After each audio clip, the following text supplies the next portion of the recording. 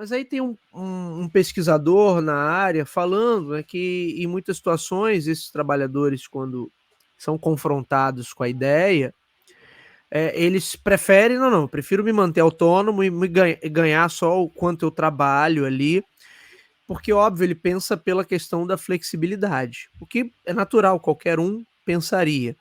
Só que, para além da flexibilidade, esse camarada não está pensando em quando ele estiver mais velho, ou se porventura ele não conseguir mais, que é o caso de quem está no trânsito aí, sofrer um acidente, uma colisão, enfim, mesmo que não seja nada grave, mas se o camarada ficar um tempo ali sem poder pisar firme, por exemplo, já não consegue dirigir, não consegue pilotar uma moto. Portanto, isso tem um impacto, tem um custo potencial ali na frente que é grande, né? Portanto, mesmo que eventualmente uma grande parcela desses próprios prestadores de serviço autônomos, como quer que eles sejam chamados, mas mesmo que uma grande parcela deles eventualmente não preze por isso, ou pense que vai ser muito mais interessante continuar pela perspectiva da flexibilidade total, de novo, né? Essa conta chega e todos nós que pagamos no final das contas. Portanto, eu concordo com você. Sim, a gente tem que dar algum passo em alguma direção e tentar chegar num denominador comum. Só para pontuar aqui em ordem de grandeza, eu procurei dados aqui sobre tanto o Uber quanto o iFood, que acabam sendo os principais expoentes de toda a discussão, embora a gente saiba que existam outros, mas Uber e iFood acabam sendo os protagonistas ali de toda essa questão. Então, Uber em 2023 teve uma receita anual de 37,28 bilhões de dólares, alta 17% em relação a 2022, lucro operacional de 1,1 bilhão de dólares. Valor de mercado da Uber, market cap, 166,6 bilhões de dólares. Não encontrei números tão apurados ali sobre o iFood, mas faturamento anual estimado em mais de 1 bilhão de dólares. Estima-se, Lucas, que sejam 70 milhões de pedidos por mês. Eu nunca imaginei que fosse tanto pedido. 70 milhões de pedidos por mês no iFood. E avaliada, aí, segundo uma matéria que eu encontrei, também está o link aqui, em 5,4 bilhões de dólares. Portanto, são negócios muito prósperos, aparentemente bem resolvidos, e que, de novo, né, por mais que a gente entenda que a regulamentação muitas vezes acaba sendo nociva, porque vem cheia de vícios, vem para muitas vezes resolver uma questão política e não resolver a questão na prática, mas ainda assim, se a gente deixar tudo correr solto, é um pouco do que a gente vai falar na sequência, né, Lucas? Porque tem regulamentação também para as Big Techs. As Big Techs estão, e de certa maneira aí pega Uber e iFood, porque também são empresas com soluções baseadas em tecnologia. E eu vi um comentário de um colunista lá do New York Times outro dia falando assim, né, as Big Techs, elas acham que são empresas especiais, né, porque todo mundo é regulamentado. Você pega farmacêuticos, tem uma baita regulamentação. Empresas de aviação ou empresas automotivas têm uma baita regulamentação. Empresas de alimentos, uma baita regulamentação. Mas a galera da tecnologia acha que não, porque é isso, regulamentação, que coisa ultrapassada, né? Que coisa. Não, mas viu-se aí que não tem como. E aí, ô Lucas, tem isso aqui, ó. O Digital Markets Act começou a valer semana passada em território europeu. Na verdade, você tem duas grandes mudanças lá, duas grandes regulamentações. Uma é o Digital Markets Act e o outro é o Digital Service Act, que tem a ver mais com segurança de dados, segurança da informação e outras coisas que a gente tem discutido aqui.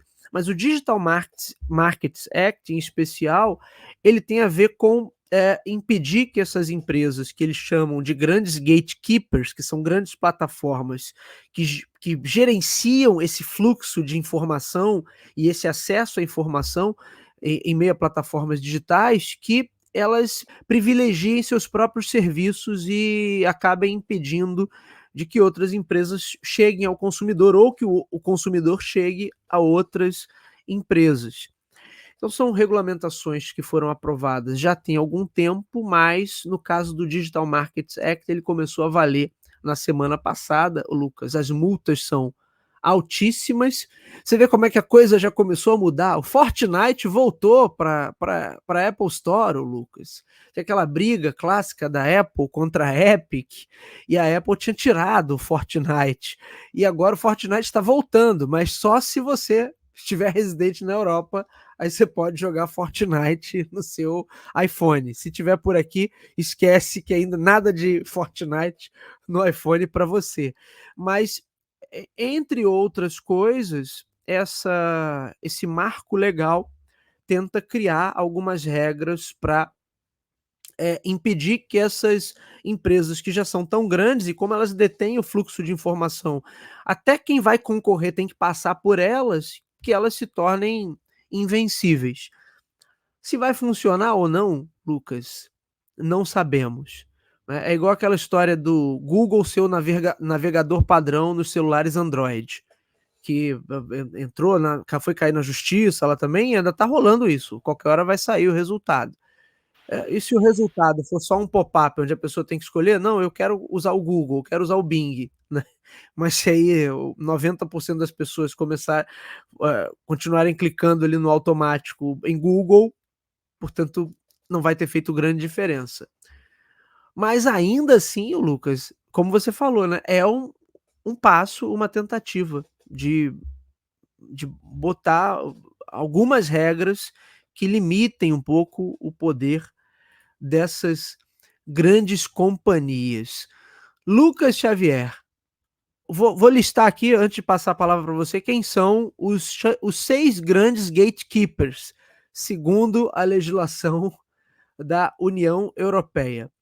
Alphabet, o grupo que controla o Google, Microsoft, Amazon, Meta, Apple e ByteDance, que é a holding que controla o TikTok. E aqui tem uma breve descrição aqui. O rol de obrigações de um gatekeeper abrange situações relacionadas a conflitos de interesse que surgem no relacionamento entre ele e seus usuários de negócios. Trata também da preservação do direito de contestação nos mercados relevantes, com incentivo ao multi-homing, a comutação, a redução das barreiras de entrada e o aumento da transparência. Pequenas empresas de internet e outras empresas queixam-se de terem sido prejudicadas pelas práticas desses grandes gigantes.